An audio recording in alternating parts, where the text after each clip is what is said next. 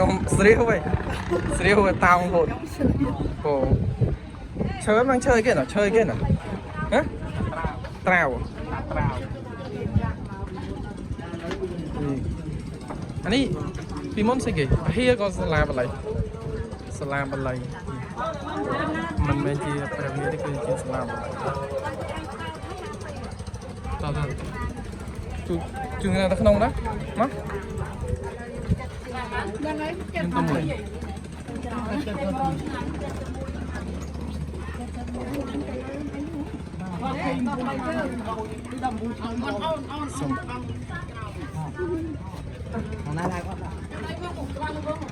mình ấy mà việc mình ấy nó nhiều mà mình ấy hả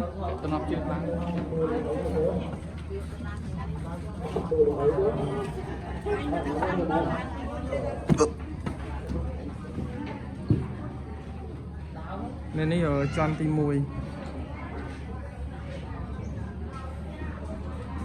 bà đầu bên cho ăn tim mùi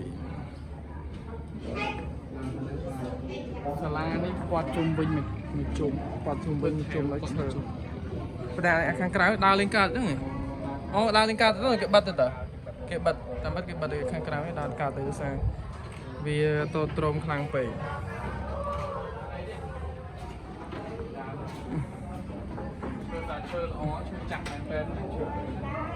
thì cái này bạn online ta muốn ta thường làm tao lấy dân làng tôi mới ăn được John TP ngày sẽ làm ở đây và vọt chơi màu như thay cha đá cha tôi trộm khang này còn tay chớ tụi bây giờ trắng với tay nâu mòm nâu rừng mòmนี่คือจอนที่ปี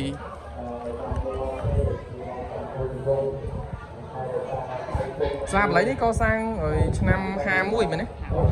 ở nơi năm 2 ปีគឺឆ្នាំ1952បានកសាងឡើងមុនឯករាជ្យមួយឆ្នាំ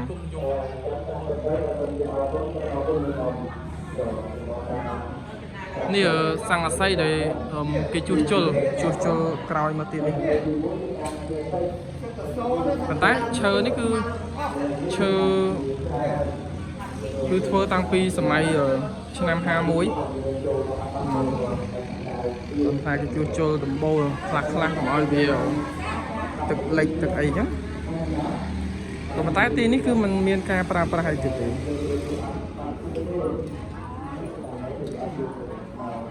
ខ្ញុំគាត់អញ្ជើញឡើងទៅមើលខាងលើមកចន់ទៀត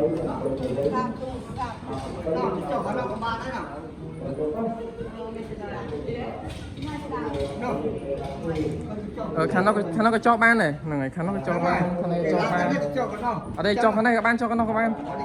ចោលជួយនេះចោលគេតែដើរស្លោកកន្លែងហ្នឹងហ្នឹងហើយយើងចោលខាងនោះដើរមកយកនេះមិនដែរខ្ញុំខាងលើមានអីគេខ្លះអត់មានអីហោះអត់មកហើយនេះណាទឹកនេះស្អាតដើមឈើខ្មៅនេះដើមឈើខ្មៅឈ្មោះវិញចឹងបណ្ដោយ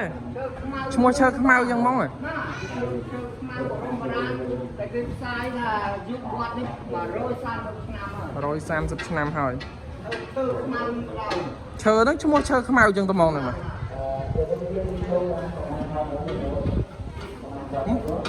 មកសុំឡើងមកតចូល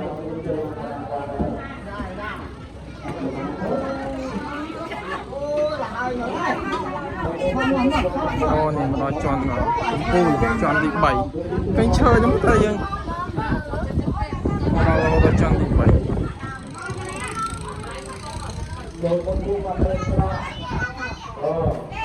មើលរូបរាងខាងលើមាន4ទិសនេះ4ទិសឡើងមួយទិសខាងនេះមួយទិសខាងនេះមកបន្ទប់មួយទិសហើយនឹងខាងនេះអត់ខាងនេះច្រកឡើងនេះងាកមកខាងអីបោខាងជើងឥឡូវមេឃបង្អោនៅទឹកភ្លៀងមករែកលឹមតិចន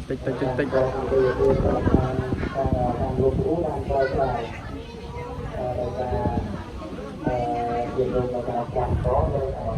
ចំណែកខាងលិចនេះគឺខាងព្រះវិហារខាងវត្តហ្នឹងហើយខាងវត្តខ្ពស់ហើយញាតិញោមខ្ពស់មែនតើន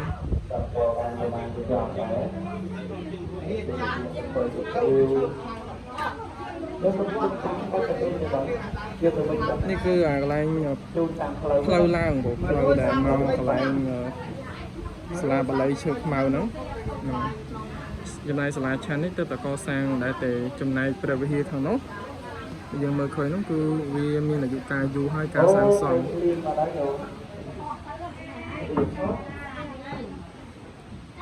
វត្តនឹងអត់ចេះណាលេចទេទោះបីតែទឹកហ្នឹងវាធំប៉ុណ្ណាក៏ដោយអត់លេចសោះមិនចឹងញោមមិនបានវាអត់លេចចឹងវាអត់លេចចឹងមកវាដូចជាដែកវាដែកចឹងហ្មងដែកចឹងហ្មងទឹកឡើងទឹកលេចប៉ុណ្ណាក៏ដោយគាត់ក៏ឲ្យតែទឹកមកប៉ុណ្ណាលេចដើមរាំងហ្នឹងទៀតក៏វាអត់លេចអាដើមរាំងនោះលេចតិចវត្តអត់អីណោះអត់អីទេណាអូចាំថាទេស្ដែងមែនទេណាវត្តនេះគឺវត្តបុរាណឡើង100ម៉ានខ្ញុំ100ម៉ានឆ្នាំ133ឆ្នាំ133ឆ្នាំវត្តនេះហ្នឹងហើយឈើពីឈើខ្មៅសុទ្ធសាធឈើគេអ្នកប្រាជ្ញគេនិយាយតាមប្រវត្តិសាស្ត្រណាមានតែវត្តហ្នឹងហើយដែលចាយុគចាស់ជាងគេហើយអូខ្ញុំមិនស្គាល់ច្បាស់មែនខ្ញុំមែនខ្ញុំស្គាល់ច្បាស់មែនគេផ្សាយអ្នកប្រាជ្ញអ្នកអាចារ្យធម្មចារ្យផ្សាយតាមប៉ុស្តិ៍ខ្ញុំធ្លាប់មកដកមកវត្តនេះប្រហែលដងប្រហែលលើកដើរមកពីផ្សាយថាវត្តនេះក៏សាង133ឆ្នាំ133ឆ្នាំឈើខ្មៅនឹងបណ្ដោយអត់មានពីឈើខ្មៅបរមបុរាណណាមានតែដើមឈើខ្មៅហ្នឹងដល់នេះទៅធ្វើវត្តហ្នឹងឈើខ្មៅនោះវាទប់មួយទឹកបានទេវាស្វាត់ទប់ជាមួយទឹកវាអត់ដល់លួយហ្នឹងនេះទៅសងបហាសតក្លំណាអត់គុំនេះណាពោគុំនៅវត្តណាវត្តខាងវត្តកំផែងខ្ញុំនៅវត្តខែងយើងវត្តបងតែតើហ្នឹងពោក្តោបបន្ទាវនេះយើងមើលពីខាងលើទៅនៅទូកដែលបានធ្វើដំណើរមកក្នុងវត្តឈើខ្មៅដើម្បីមកចូលរួមកម្មវិធីបុណ្យនៅក្នុងវត្តឈើខ្មៅយើងនេះ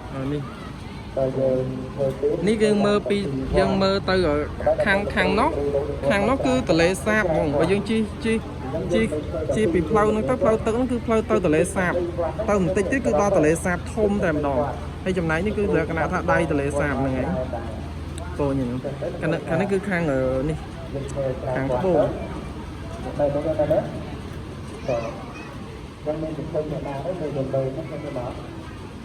ហើយវត្តនេះមានអាយុកាលវែងមែនទែនរហូតដល់ឃើញវត្តនៅក្នុងទឹកចេះមែនតែអាយុកាលមានរហូតដល់133ឆ្នាំ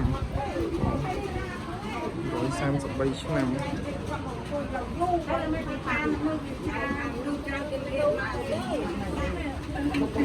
วันนี้យើងមើលទៅខាងកោត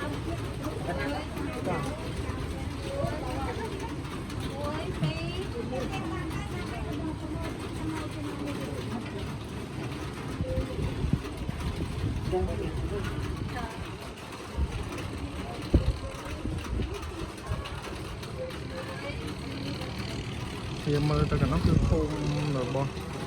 ប្រជាពលរដ្ឋដែលគាត់រស់នៅខាងក្នុងភូមិហ្នឹងគឺរស់នៅឃើញផ្ទះចឹងហ្នឹងគឺបណ្ដែតទឹកមានបណ្ដែតទឹកខ្លះឲ្យធ្វើទៅសរហូតដល់10ម៉ែត្រទៀត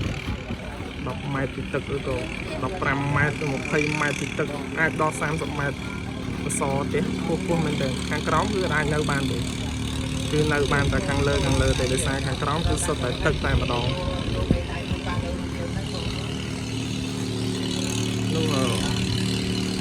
ស្មាច់គង់ឲ្យធ្វើដំណើរទៅកាន់